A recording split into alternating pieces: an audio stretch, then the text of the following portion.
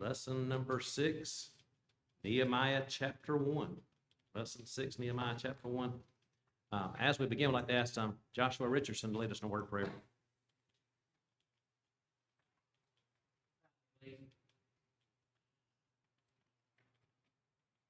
Our gracious, loving Lord, we thank Thee for allowing us to gather here this morning to fellowship with one another, to study Thy Word. We pray, Father, that we will open Thy Word carefully, respectfully, and search out the knowledge that You have placed in there, that we might know more of Thee and more of how we might be glorifying to Thee. Father, put Thee first in all that we do. Pray, Lord, that we will gather much from our studies this morning. That we might use the things that we learn, act in Thy kingdom, bring souls to Thee, glorify Thy name. In the name that we pray. Amen. We have been looking at Ezra and Nehemiah, going back into the land of promise. We've talked about the captivity, the 70 years of captivity, that Cyrus issued a decree to go back into the land to rebuild the temple, put people back in once again. They go back that 900 or so miles, and they're excited, enthused, and to be back once again until they see the ruins. I mean, can you imagine? You know, you've heard all this talk about the promised land, about the land that God gave to His people that flow with milk and honey. And some of these people had never been there before. They had been born in captivity. The others that had been were very old at this point. And to go back and to see it laying in ruins. And not only that, they had a mind to work throughout most of it. Now, there were some lapses in there, but you get to work with enthusiasm, and then the problems come. I mean, you had to clean out the debris, get it all going. You have enemies come in. There's some that mock them. Then they threaten them. Then they call the authorities in as well and just give you all kinds of trouble. And so it's kind of a starting, stopping. They built the altar and kind of rested on the laurels for a while. And then, you have Ezra saying, look, it's time to get to work. God says you're living in sealed houses, completed houses, in comfort, and God's house lies in ruins. You need to get up and get going, more than just building the altar back. And so they get to work and complete the temple. You still have the walls round about that need to be built. It's not a true city, a huge city at that point until you have your protection there. Of course, they have God with or without walls, but to get it all completed. And that's where Nehemiah comes in. We've looked at the book of Ezra and talked about from Ezra's perspective, God through Ezra. Now in Nehemiah, we begin to see a little bit more, putting another piece or two in the puzzle to see what was going on. We've seen more from Israel's point of view. Now we're going to get it over when the word gets over to the palace and and the king hears about it, what he has to say, and we'll pick up in Nehemiah chapter 1. Any comments or thoughts? It says, the word of Nehemiah, the son of Hakaliah, it came to pass in the month of Chislev in the 20th year, as I was in Shushan the citadel, that Hananiah, one of my brethren, came with men from Judah, and I asked them concerning the Jews who had escaped, who had survived the captivity, and concerning Jerusalem. How do we tend to find out what's going on in the world? How do you find out? What are some ways we can find out? Social media? If Google pulls it up, it's got to be right, don't it? Now you pull it. You can get on YouTube. You can get on. In fact, I don't usually turn to the networks. I'll get on YouTube and look up certain things and find the channels I like or whatever.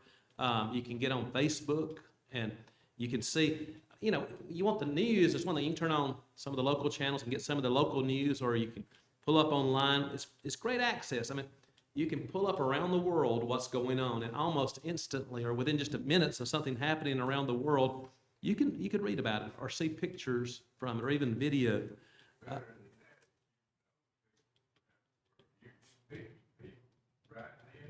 That's true. Not just hearsay, but you could talk to the source, talk to the person.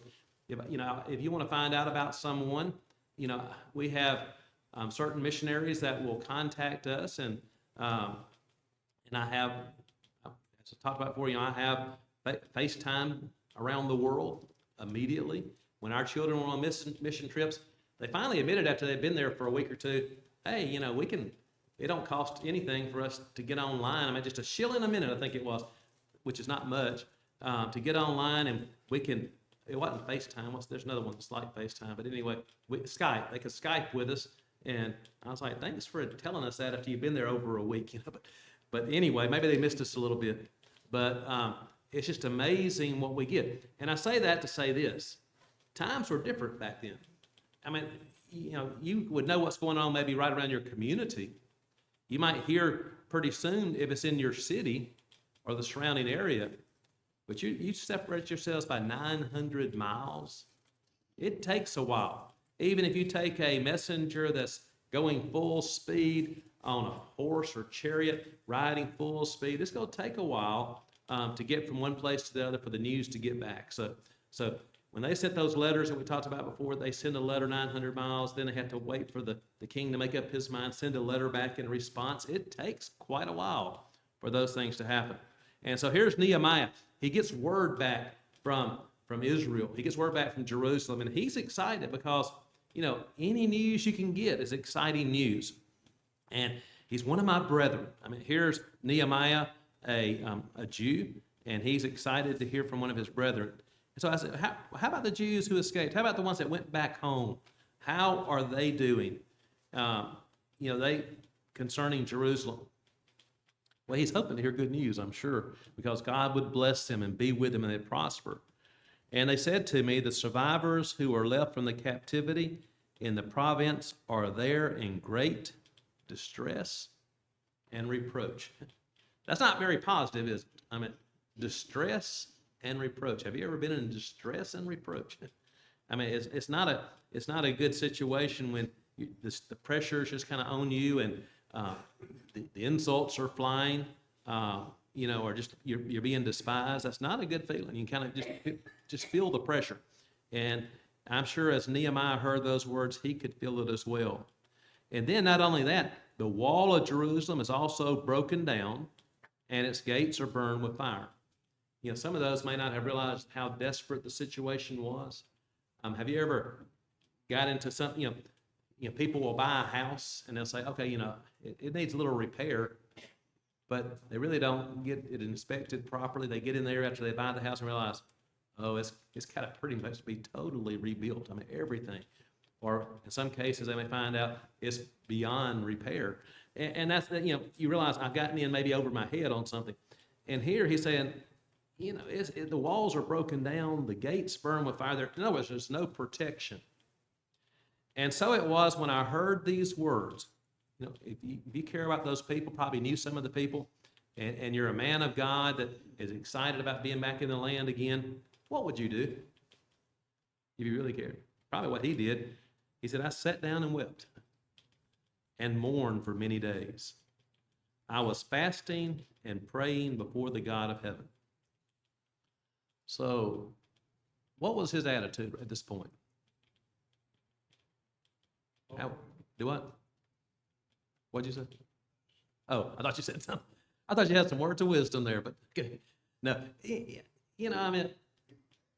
was. Yeah, it's kind of, he trusted in God. There's this mixture there because on the one hand, he's upset that the walls haven't been rebuilt, that the gates are torn down, that his fellow countrymen are hurting so badly. Kind of like when we look at our country and see what it has been and the way it is now and the direction it's going, and we hope it can turn around. I mean, it makes you cry. I mean, I was watching something the other day. It was when the assassination attempt. I caught myself. I said, I had tears in my eyes, just thinking, we've gotten to that. That's happened before, but just the fact that someone would be that evil to do what that person did, and then to look at, it's just sad. And he's looking at it and he's mourning, but he's not without hope. He's fasting and he's praying. Sometimes we let difficulties in our life or in the lives of others pull us away from God. Nehemiah, it pulled him probably closer to God. Fasting, praying. And here's what he prayed. He said, I pray, Lord God of heaven, O great and awesome God, you who keep your covenant and mercy with those who love you and observe your commandments. And so he's giving praise to God. He said, you're a great and awesome God. And he's not trying to just set God straight, saying, you promised this land to us, why isn't it ours? He said, you make promises, you keep them. But he's going to also say, we deserve to be taken off the land. Please let your ear be attentive and your eyes open, that you may hear the prayer of your servant, which I pray before you now, day and night, for the children of Israel, your servants, and confess the sins of the children of Israel, which we have sinned against you, both my father's house and I have sinned. So, who's at fault? Whose fault was it? God's? It wasn't. It was their fault. In fact, he doesn't say, oh, it's Israel's fault. He said it's all of Israel, myself included. I mean, he realized he wasn't perfect. He was humble before God. He said, look, I've sinned because we're not perfect, but Israel has sinned as well. We've broken your commandments, and we've brought this upon ourselves. And now I am penitent. I'm asking for forgiveness of whatever sins I have, and I'm trying my best to pray on behalf of the people as well. We have acted very corruptly against you. Here's kind of we in general, the people, and have not kept the commandments, the statutes, nor the ordinances which you commanded your servant Moses. Well, how had they broke? What are some things they had done to break God's commands? Worshipped idols was one of the big ones, wasn't it?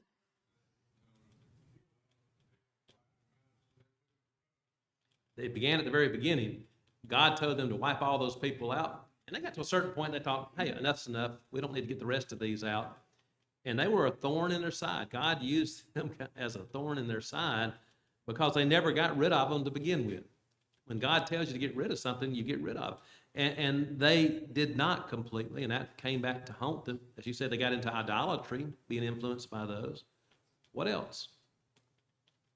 Intermarrying with those pagan people as well. They weren't supposed to be doing that. I mean, you can just look at one thing after another. The worship did not become as important. You mixed the idols in with their worship. And you look at the northern kingdom, they just had totally different places of worship and different priesthood, everything. But the southern kingdom even, was caught up in idolatry as well. And so he said, look, we've acted very corruptly against you. When you change God's commands, or try to change God's commands, and really don't worship God as we should and serve him as we should, it's not just, oh, that's bad. They're corrupt. What? Time in this.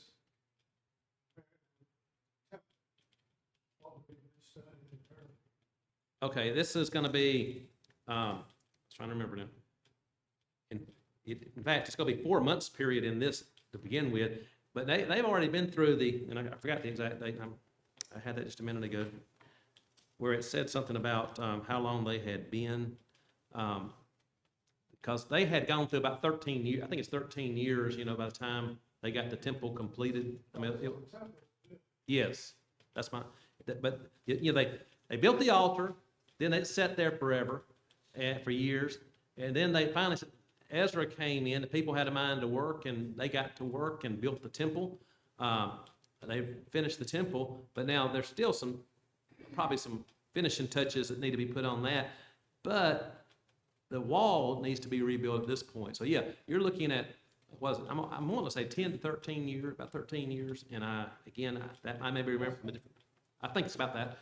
You're not talking about days or months, you're talking about over a decade that's been going on here.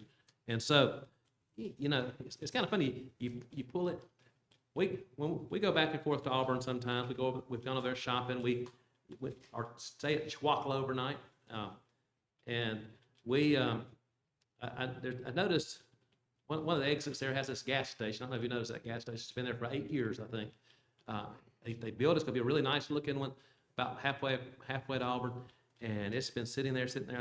I read in the paper that on the news, that Somebody finally bought a retired Tuskegee professor bought it, and they're putting I think it's a pilot gas station in, and they're back to working on it and hope to be finished by October. I thought, boy, that's been sitting there for a long time and just wearing down, and the elements getting to it.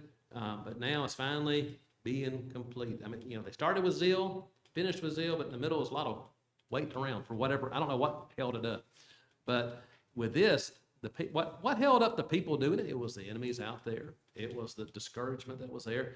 It was the people getting on with their lives. I mean, they had to get their house set up, take care of their family, put food on their table, provide for them, and that became all important to them rather than building God's house. And in fact, we noticed with Ezra, God said to him, have you noticed that things aren't prospering as well as you'd hoped they would? Well, there's a reason for it. It's because you're not putting God first. You're not, his house lays in ruins. So you come down, 10 to 13 years, they got it finished, and now they really they sent word comes back. It's still a mess. I mean, it's still a mess. You don't have any protection there at all. There's still a lot of ruins around. Here's your gate burned and charred, laying there, rubble every which way. And the people are discouraged. They're being threatened. Anybody could threaten you when you don't have any protection. And so Nehemiah hears about this. He prays to God, and he just says, look, we deserve it. We've asked for it. But please forgive us and help us. Verse 8, remember, I pray, the word that you commanded your servant Moses, saying, if you are unfaithful, I will scatter you among the nations. He said, well, I understand that. That's what we did. But if you return to me and keep my commandments and do them, though some of you are cast out to the farthest part of the heavens, yet I will gather them from there and bring them to this place which I have chosen as a dwelling place for my name. He said, you promised if we'd repent, we could come back. And here we are penitent, and we have come back. Now these are your servants and your people whom you have redeemed by your great power and by your strong hand. You remember Nebuchadnezzar's thing, looking over the city? This is what I built, me, I. Notice Nehemiah. He's saying, your servants, your people, you have redeemed, your great power, your strong hand. He's giving all praise, glory, credit to God. And so he's saying, it's all about you, God. We rebelled against you. Now we're penitent. Please bless us. Oh Lord, I pray, please let your ear be attentive to the prayer of your servant and to the prayer of your servants, not just me, but others, who desire to fear your name. And let your servant prosper this day, I pray, and grant him mercy in the sight of this man. For I was the king's cupbearer. So now we find out who he is. The king's cupbearer. I mean, he's an important man. He's been taken off to captivity, but here he stands before the king. What was the significance of a cupbearer? Well, it's had a personal relationship. I mean, he don't just serve him he doesn't just serve him a drink, like you say, but it's more. First, to be sure it's not poison. Yeah. He's the guinea pig. He's the tester. It's the little canary down in the mine shaft. They don't worry so much when the canary kills over. It's time to get out. If the cupbearer kills over, you say, okay, I don't need to drink that. If he eats something and he falls over, I don't need to eat that. He's the one that makes sure that the king is not poisoned in any way. But he does, test the food, serve the food. He's a trusted person to make sure whatever's served to the king comes from the right place and is handled correctly. And of course, he can hear all the whispering, whether he's down getting the food or the drinks for the king. He can hear the whispering going on and report to the king. And he can help the king kind of keep things in order and safe. And so, I mean, he's not just a servant. He is a servant, but he is an important one. Like you said, he has a close relationship to the king. The king's not going to put just anyone there. Can you imagine putting somebody in that position that wasn't trustworthy, that had his eye on being the king one day, and you think, oh, I trust him? No. I mean, we see that in politics sometimes, many times, where someone's in a position undermining the person that's over them. And here it has to be a person that's well trusted and respected by the king. And so it gets to the point that the king, he's around the king on a daily basis, regularly. He, in some ways, holds the king's life in his hands in certain ways. So the king has to trust him. And they can confide in one another and discuss things. And the king, many times we get to the point they respect the cupbearer and their advice on certain things as well. And so Nehemiah is praying to God. He's fasting, he's mourning, and he's asking God to forgive. But also he says, God, I want you to help me, in the sight of this man, the king, because he was the king's cupbearer. So he has something in mind that he wants to do, and he wants God's blessing and help in that. Any thoughts? This chapter, to me, is a clear parallel to book of Job. We've got someone, Job's case, a wealthy man, in this case Nehemiah, an important man. And when they're brought low, instead of curling up on the couch and crying about it, they worship God. And they pray to God. So it's a lesson for us is when you hit the bottom, it's God you turn to, and God has a solution. You might whimper a little bit, but just keep on going. Tears come. We talk a lot of times about Jesus, but don't let them make you just kind of get down there and curl up and not do anything. But like from Job, he didn't curse God and die. He didn't listen to the bad advice given from those friends, and he drew closer to God, trying to understand. Nehemiah the same way. When Esther was in a position like this, what was she told when she was kind of hesitant to go before the king? She was told that if she didn't do it herself, God was going to still make it happen. And it's going to happen one way or the other. God's going to be with his people. And boy, if it doesn't happen or if bad things happen, you won't escape from it. But you may have been put here for such a time as this. She had an opportunity. How did she wind up out of all the pretty girls in the land? How did she wind up to be queen? How did you go from being a lowly little girl to being the queen of the land? You can say, it's just all by accident, coincidence, but I see it as providence, and that's what Mordecai was saying to her. You look at how you rose to where you are in the position that you're in. Who can have the opportunity that you do? You may have been put here for such a time as this. You look at Big ways, small ways. you look at again, you're talking about with the assassination attempt. We don't know for sure. We can't always point at something and say, I know for a fact that's the providence of God, but then you're talking about like with the president turning his head and the bullet that would have hit him went beside him so very, very close, just a few millimeters. And, it doesn't take much to make a huge difference, does it? Millimeters in that instance. And we look at the things that God can do in our lives, a little coincidences at times. People will call things accident, but it very well could be providence. And it's hard to really mark it. Sometimes you can look back and just see that has to be God's providence working when we can look back and just see the trail that we've gone. And, and God's providential care. And at times God will tell us, because, that he is doing, God in his word has told us he's done certain things for certain people at certain times. And you look at Esther, can't help but think God was in the middle of all of that. You look at Job, God was there with him, even despite the thing. We look at Nehemiah, and just like with Esther, yeah. And then you look at Nebuchadnezzar. He used him to punish, but then also humbled him as well. But, with Nehemiah, he's the cupbearer, and he could sit there and feel sorry for himself, being in that position, wishing he could be back in the homeland, and he's there. But at the same time, he had it better than some did and was in an important position. But he looked at that at this point, and he goes, you can see his mind working. Something needs to be done. And I'm in a position to where I can do something.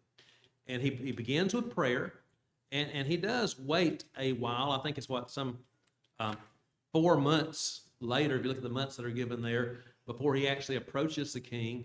Don't know why he took so long. It may have been to spend time in prayer and fasting and maybe get a plan together. It's possible the king was traveling and didn't get back, or trying to catch the king in a good mood. You don't know. Whatever the case may be, it wasn't that he's just sitting back and not doing it. But he made up his mind. He said, look, Lord, I need you to grant me mercy in the sight of this man. And at the proper time, he did go before the king and make a petition of it. And we look at our lives and say, well, I'm not a cupbearer to a king. I'm not the queen of a land. But we may be in a certain position at a certain time with a certain opportunity. I mean, maybe it's to present someone with the gospel or to help someone that has need, whatever it may be. Look for those opportunities and realize God can use us in big ways, little ways. And then look at your life as well, the things that have happened in your life for the good. Maybe some bad things that have happened that have drawn you closer to God as well. But whatever the case may be, continue to trust in God and use the opportunities and realize I may be here for such a time as this. And so he prays. Chapter 2. And it came to pass in the month of Nisan, in the 20th year of King Artaxerxes, when wine was before him, but I took the wine and gave it to the king. So he has to do a little taste test there or whatever else, give it to the king. Now, I had never been sad in his presence before. Why would you not act sad in front of the king? What could happen? Get your head chopped off if you're not careful. I saw a little cartoon. It was the little joker guy that tells the jokes to the king, and it showed him out there getting his head chopped, fixing to get his head chopped off, and they had the axe back, and somebody comes running out of the castle, don't kill him, don't kill him. The king finally got the joke, So you're trying to entertain and you're trying to make the king happy. We can laugh about that, but it's very serious. I mean, you want to make a good presentation before the king. He don't want to be brought down by your problems. So you're still a servant. You may be the cupbearer, but you're still his servant. And it's all about the king when you're in his presence. And if you're in there sniffling and snorting and crying and looking sad, then the king would possibly not like that. He could be offended. You could be put in prison. You could be beaten. You could be killed, whatever might happen. And so he always made sure that when he was in the presence of the king, he literally put on a good face, we say, and tried to look like everything was okay. And so he said, I've never done that before, but this time he did. And people argue about everything. Some will say, well, did he purposely make himself look sad or whatever? Was this all a part of his thing? He didn't hide it anyway. I mean, he finally realized, I'm going to just let the king know my feelings and what's going to happen here. I'm going to let him know my heart is broken. I'm sad and sorrowful. And so before the king, his face is sad. The king says, why is your face sad? And by the way, another thing, if a person looks nervous around the king, what's the king going to think? Your children act nervous around you sometimes, or kind of hem and haw on answering something. What do you think? They're guilty. They're up to something. What's going on here? Or if they're extra nice, sometimes we might think that too. Like, okay, what do you want? But we watch those expressions. We watch how they normally act. And the king has always seen Nehemiah in a positive frame of mind or looking happy. And all of a sudden he's sad. I mean, what's going on here? What are you up to? What's happening? And so Nehemiah is taking a chance, because if the king thinks he's plotting and planning something, then he could lose his life as well. Just like with Esther was afraid to go before the king, because if you're not summoned in, he could have you sent away. I mean, or you could lose your life if you go before the king unsummoned. So she was taking a risk. Nehemiah, by showing his true feelings and what was going on, was taking a risk as well. And he said, why is your face sad since you are not sick? This is nothing but sorrow of heart. And so the king recognized it for what it was. So I became dreadfully afraid. Oh, the king's recognized how I feel. And you don't know which way this is going to go. Just, again, picture Esther walking in before the king. Is he going to extend his scepter or not? And here, how's the king going to react? And you can imagine that heart thumping. But he's going to do it anyway. And said to the king, may the king live forever. This is nothing against you, king. There's nothing against you. I respect you and your authority. May you live forever. But why should my face not be sad when the city, the place of my father's tombs, lies waste and its gates are burned with fire? He said, it's just killing me. I mean, it's just made me so sad and sorrowful that my homeland, where my ancestors are buried, my homeland lies in ruins. The gate itself to the city is burned with fire. I mean, it's just destroyed. And then the king said to me, what do you request? Well, that's a good reaction, isn't it? What do you request? So I prayed to the God of heaven. What do you ask for? You look at Solomon was asked what he wanted. He asked for wisdom. And here, what do you request from the king? What would you say? I mean, and first thing he did, he prayed to the God of heaven. He continued to pray. He wanted to make sure that he asked the right thing in the right way, that it was what God wanted. And then he said to the king, when you're making decisions in life, I mean, we can sit and discuss it with others, but pray about it as well. Pray to God for wisdom. Pray to God for opportunities to make the right decision. And he said to the king, if it pleases the king, and if your servant has found favor in your sight, look, if this is something that's okay with you, and if I'm pleasing in your sight, I mean, he's putting a lot of little disclaimers on there. I ask that you send me to Judah, to the city of my father's tombs, that I may rebuild it. I want to go back and oversee the rebuilding of the city. Then the king said to me, the queen also sitting beside him, how long will your journey be, and when will you return? I mean, again, even today you'd want to know that. How long are you going to be away from the main office? How long is it going to be till you get back? But especially in that day and age, again, we've discussed how far 900 miles is one way to go, just to go down there and back immediately. But how long are you going to be there to oversee this? They came to a certain agreement on that. And so it pleased the king to send me, and I set him a time. So, okay, here's how long I need. And the king said, that's great. Furthermore, King kind of had an interest in what was going on too, because while he was gone, somebody else had to take his place. that's true. Do you have someone to come off the bench that's trustworthy as well? Do you have an apprentice over there that you can trust? So the king is taking, he's putting his trusted servant, one of the top servants there, to send him on a journey. Who's going to take his place? But it's also an opportunity for the king to have someone that he trusts to go down there and bring back a report as well. So the king had some interest in it personally, and selfishly, but also to find out what's going on. And he cared enough about Nehemiah to please him. So I said to the king, if it pleases the king, let letters be given to me for the governors of the region beyond the river, that they must permit me to pass through till I come to Judah. I mean, there's not just enemies down there, but enemies along the pathway as well. But if I have signed, sealed letters from you, I have free passage, because no one wants to be answerable to the king and found guilty. And so a letter to Asaph, the keeper of the king's forest, that he must give me timber to make beams for the gates of the citadel, which pertains to the temple, for the city wall, and for the house that I will occupy. He said, look, I need to build me a place. I need to help rebuild the wall. And so, as far as, the temple is concerned, there's still some things to do there as well. We need wood. And I need permission to get what we need to do the finishing construction from the king's forest. And so once he saw the king's attitude, he begins to ask for everything he needs. Then I went to the governors in the region beyond the river, gave them, go back. And the king granted them to me according to the good hand of my God upon me. The king granted them because God saw to that. I mean, God's hand was upon him. And so you can see God working through this. Then I went to the governors in the region beyond the river, gave them the king's letters. Now the king has sent captains of the army and horsemen with me. So he's got an army with him as well. That kind of helps back up the letter, doesn't it?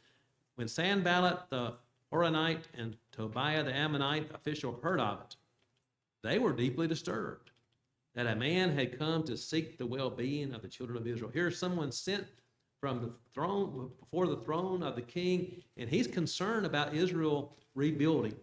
They didn't like that. They liked them when they didn't have any protection, where they could give them grief and sorrow and keep them from becoming anybody. But now all of a sudden The king has a vested interest in it, sends a person with an army and with letters. So they weren't happy. So he comes to Jerusalem and was there 3 days. And he's kind of, not really telling everybody what all's going on. He gets up in the middle of the night, I and a few men with me, and I told no one what my God had put in my heart to do at Jerusalem. I mean, he said, I'm not telling anybody I'm here to help rebuild. I just want to go see things for myself and what's going on. So he sneaks out probably, you think on a moonlit night or whatever, where you can kind of see around. And there was no one with him. I said, nor was there any animal with me except the one on which I rode. Well, he had a few men with him. And it says, just the animal he's riding on. And I went out by night through the valley gate to the serpent well and the refuse gate, and viewed the walls of Jerusalem, which were broken down, and its gates, which are burned fire. So he kind of goes around all the landmarks and is looking around, and there's all the ruins around. Here's the temple, the wall of the city, the gate of the city burned up. I went on to the fountain gate, the king's pool, but there was no room for the animal under me to pass. So I mean, it's such destruction that at one point he had to get off the animal to make it through certain areas. It wasn't a big enough area for them to go through together. And I mean, he just saw the ruins. I went up in the night by the valley and viewed the wall. Then I turned back and entered by the valley gate, and so returned. And the officials did not know where I had gone or what I had done. I had not yet told the Jews, the priests, the nobles, officials, or others who did the work. Now, he's figured out what's going on. Then I said to them, you see the distress that we're in? It's the we now. It's not just you. It's we that we're in. How Jerusalem lies waste and its gates are burned with fire. Come and let us build the wall of Jerusalem that we may no longer be a reproach. Kind of like going into the promised land and say, boy, there's giants there, there's walled cities. Let's go in and take it. And here they are. We're a reproach. Look at all the pressure we're under and all how the ruins that are here. Let's just go back and let's rebuild it so there will no longer be a reproach. I mean, trusting completely in God. I told them of the hand of my God, which had been good upon me, also of the king's words that he had spoken to me. So he's encouraged him. He said, look, I was in a position where I could do what I did, and now we have the king's backing. We can get this taken care of. We won't have to be a reproach. We won't have to be afraid anymore. So what did they do? They didn't say, hey, we can't do it. It's not like when the children of Israel rejected going into the promised land to begin with. They said, let us rise up and build. Then they set their hands to this good work. So here's a man that must have an air of authority to him, of encouragement as well, to be able to come there. He's an important man, cupbearer to the king, and so they realize that. And he's not just someone off the street that's just saying, hey, why don't we do something? He's someone that has a plan in mind. God has blessed. He's come from a long distance, and he really believes we can do it. Ultimately, God does. And so let's do it. We'll rise up and build. They set their hands to this good work. It was a good work, wasn't it? And sometimes we can look at the good works that we are supposed to be doing, and we can be naysayers along the way. Maybe there's some things we need to say no to, but there's many yeses as well. We need to say, let us rise up and build and set our hands to the good work that's there. But when Sanballat the Horonite, Tobiah the Ammonite official, and Geshem the Arab heard of it, they laughed at us and despised us and said, what is this thing that you're doing? Will you rebel against the king? Why were they mocking him? Why do people mock other people? Discouragement. Jealousy? What else? To discourage. To discourage them? Do people mock people that really don't deserve mocking? I mean, can they insult people that are really better than the insult? Yes. I mean, it may be, you look at, they mock Jesus. Perfect example. I mean, he's the perfect Son of God. I mean, the eternal Word made flesh, and yet they mocked him and questioned his authority, his power, his purpose, all his teachings as well. And just because sometimes a person will mock us because they're jealous and they're trying to discourage us, and it can work, can it?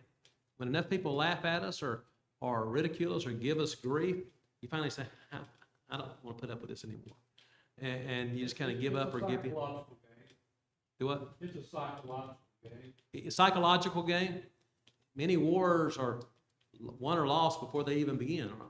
You know, just that's like, but as Billy said, faith conquers everything. That's where the victory, that's what the children of Israel should have understood to begin with. You know, and Joshua and Caleb understood it when they went into the land that, hey, put your faith and trust in God, and he's promised this land to us. It don't matter how many giants are there. The victory is going to be sweeter. It doesn't matter how many walled cities. Again, it's going to be a much sweeter victory to see the power of God overcoming cities like Jericho and those other cities as well, and the enemy that's there. You know, God is going to make us earn it as far as working, but he's going to be with us and make sure that we're successful. And the same way, Nehemiah was a man of faith, Ezra was a man of faith, and they encouraged the people to be men and women of faith as well, to truly trust. And at this point, they're trusting. They're encouraged, they're building. So here comes the mocking, here comes the ridicule. They don't want to see them rise up in power. They don't want to have to deal with them. If they get the walls built and have the king's backing. And so they're going to mock them, trying to keep them from doing what they should do. And they do say, will you rebel against the king? So I answered them and said to them, the God of heaven himself will prosper us. It doesn't matter what you say, what you do. It doesn't matter what the king says. God's going to prosper us because he's promised. Therefore, we, his servants, will arise and build. But you have no heritage or right or memorial in Jerusalem. He could have said, hey, the king told us this. And he had papers to prove that. But he went even higher to God and just said, this is God's will. This is what God wants us to do. And he said, you don't have any heritage in this, no right, no memorial in Jerusalem. Why are you even concerned? You know, just get out of here and let us get our work done. And so the people began the work as far as the walls were concerned. Any comments? Next week, we'll see the opposition rising some more. And then, you know, eventually, though, we know what's going to happen. It's going to be complete. The work's going to be done. But again, a lot of similarities to situations today we can look at, but just put your faith and trust in God, and God will bless us.